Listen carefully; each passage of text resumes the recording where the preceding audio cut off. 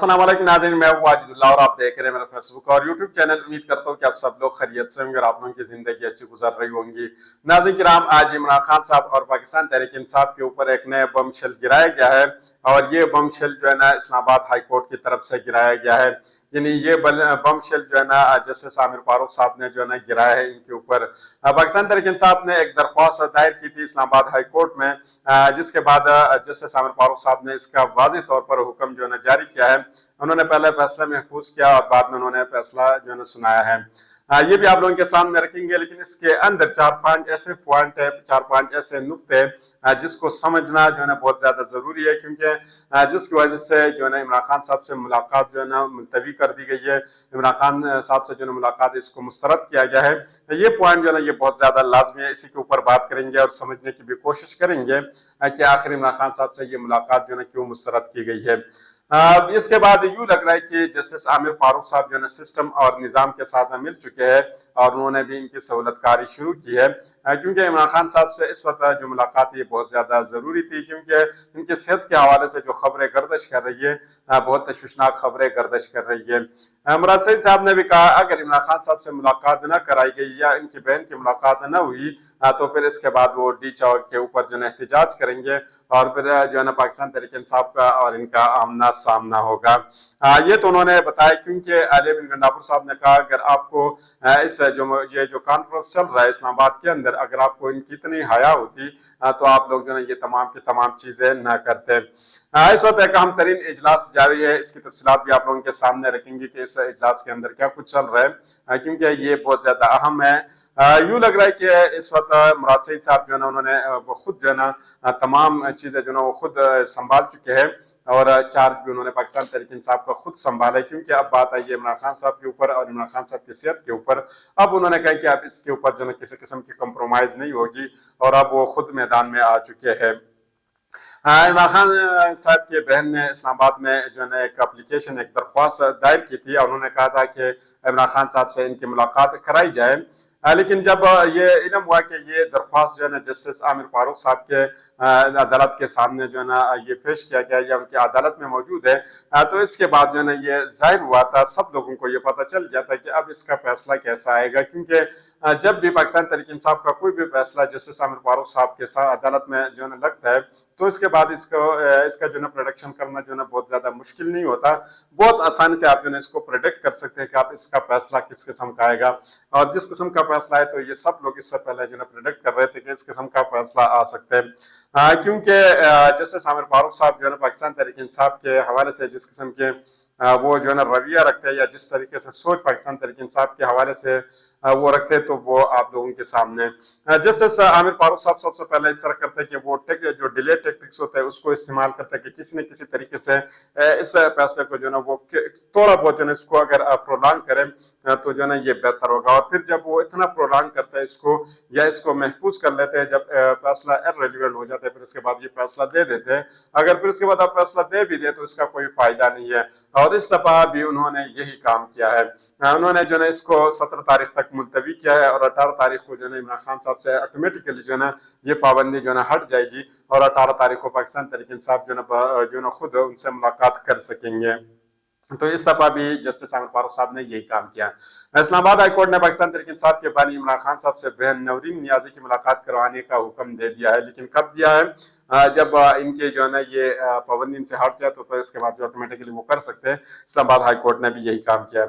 Islamabad high court के chief justice Aamir Farooq साहब ने बानी पिटिया की बहन नवरीन नियाजी की भाई से जेल में मुलाकात की दरख्वास्त पर समाअत की। चीफ जस्टिस इस्लामाबाद हाईकोर्ट ने ऑफिस एतराजात के साथ समाअत की। इस मौके पर एडिशनल अटॉर्नी जनरल ने बताया कि एजेंसियों की जानिब से सीरियस सिक्योरिटी थ्रेट्स की रिपोर्ट दी गई है। हुकूमत की तरफ से अडयाला जेल हुकाम को मुलाकातों पर पाबंदी का कहा गया है।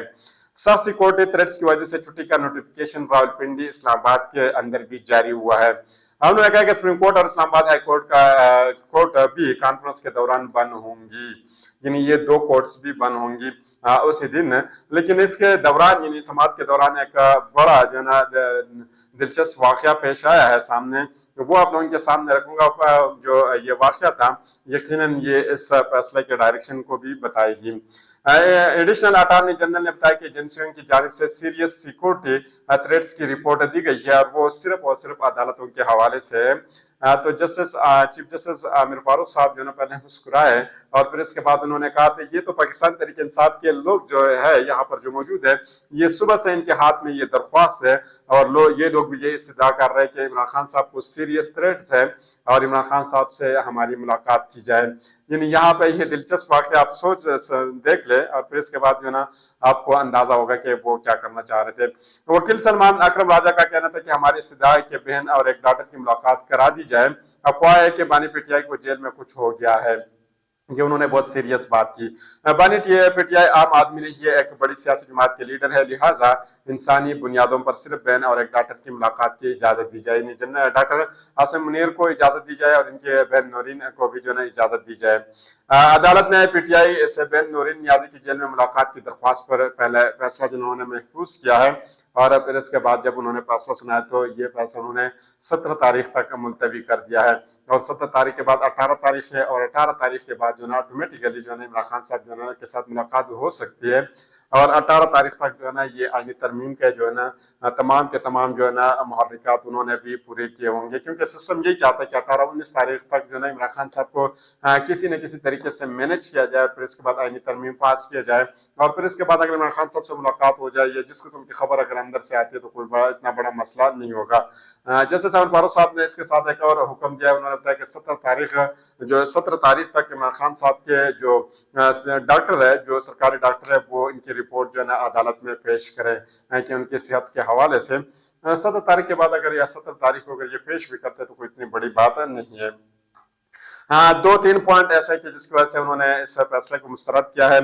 اس میں جو فیصلہ جو تفصیلی فیصلہ اس کے اندر جسٹس عامر فاروق صاحب لکھتے ہیں کہ طے شدہ اصول ہے کہ قانون کی نظر میں سب برابر ہیں، بالکل یقیناً برابر ہے. موجودہ صورتحال میں ایک قیدی کے لیے ملاقات کا راستہ بنانا دیگر قیدیوں کے ساتھ تفرق ہوگی، لیکن یہاں پہ آپ جو ہے نا باقی قیدیوں کی بھی جو ہے نا سچویشن دیکھنی چاہیے، عمران خان صاحب کی بھی دیکھنی چاہیے اور ان کی جو وہاں پر جو عدالت کے اندر ہے وہ بھی دیکھنی چاہیے کہ کون سیاسی قیدی ہے اور کون جو ہے نا اپنے گناہ کی وجہ سے وہاں پر موجود ہے. حکم میں کہا گیا کہ نیشنل کاؤنٹر ٹیررزم اتھارٹی کا تھریٹ الرٹ اور حکومتی پنجاب کا خط از خود وضاحت کر رہے ہیں. ایک طرف تو عدالت جو ہے نا ہمیشہ کے لیے وضاحت مانگ رہی ہوتی ہے کہ یہ چیز جو ہے نا اس طرح کیوں ہوا ہے، لیکن یہاں پہ چیف جسٹس عامر فاروق صاحب جو خود وضاحت دے رہے ہیں کہ یہ چیزیں جو ہے نا ہمیں وضاحت جو ہے نا وہ کر رہے کہ یقیناً جو ہے نا ان کو تھریٹس ہے. یہاں سے آپ جو ہے نا اندازہ لگا سکتے ہیں.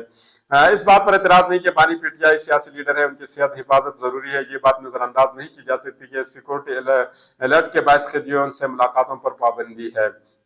لیکن اس کے بعد جب انہوں نے یہ تمام کام کیا تو اس کے بعد بیرسٹر گوہر صاحب نے بھی غیر معمولی بیان دیا ہے اور یقیناً ایک غیر معمولی کام کی طرف وہ بھی جا رہے ہیں. بیرسٹر گوہر صاحب نے کہا کہ ہم اسلام آباد ہائی کورٹ سے ریلیف چاہ رہے تھے اور جو ہمارے خدشات ہیں یہ آرڈر اس کے سامنے کچھ بھی نہیں ہے.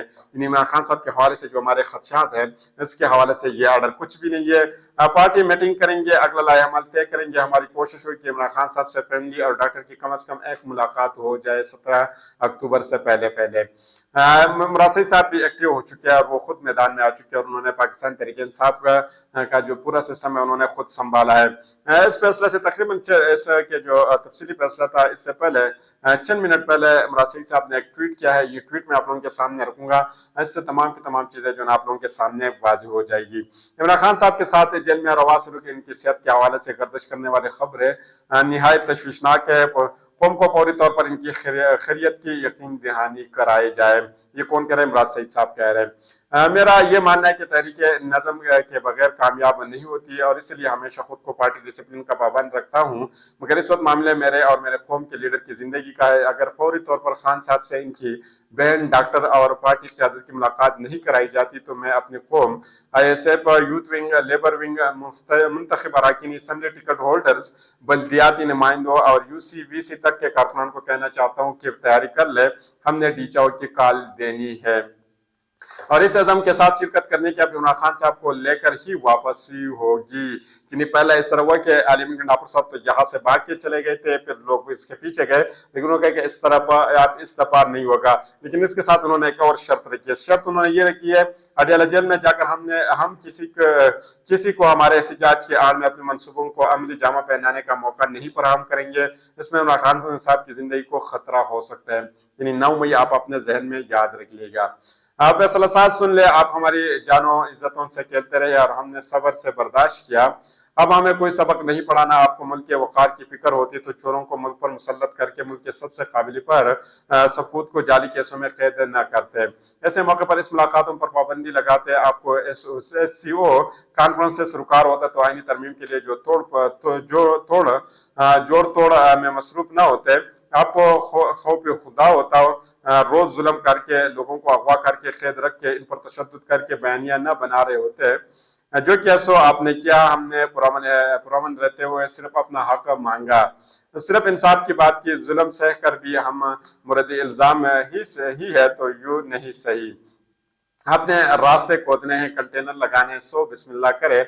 हम पैदल मार्च करेंगे, रुकावटों से अवामी सैलाब नहीं रुकते, ये बात आपको अब तक मालूम हो चुकी होगी। और जिनके इख्तियार में रोकना था, इनको आपने अपने बयानियों से मुतनाज़ बनाया। अब जो निकलेंगे उन्हें रोकना फिर हमारी भी बस में न होगा।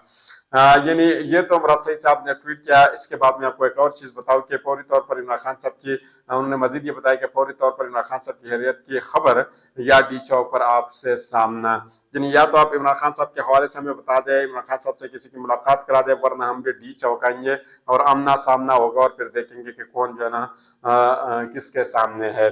यहाँ पे मैं आपको ये भी बताऊं कि पाकिस्तान तहरीक इंसाफ की सियासी कमेटी का फैसला भी तलब कर लिया गया है और इसके अंदर भी ये चीजें जो है तमाम की तमाम चीजें डिस्कस होगी कि इमरान खान साहब की ये दरख्वास्त क्यों मुस्तरद की गई है और अब इमरान खान साहब से किस तरीके से मुलाकात होगी और इसके लिए क्या लाएहमल तय होगा।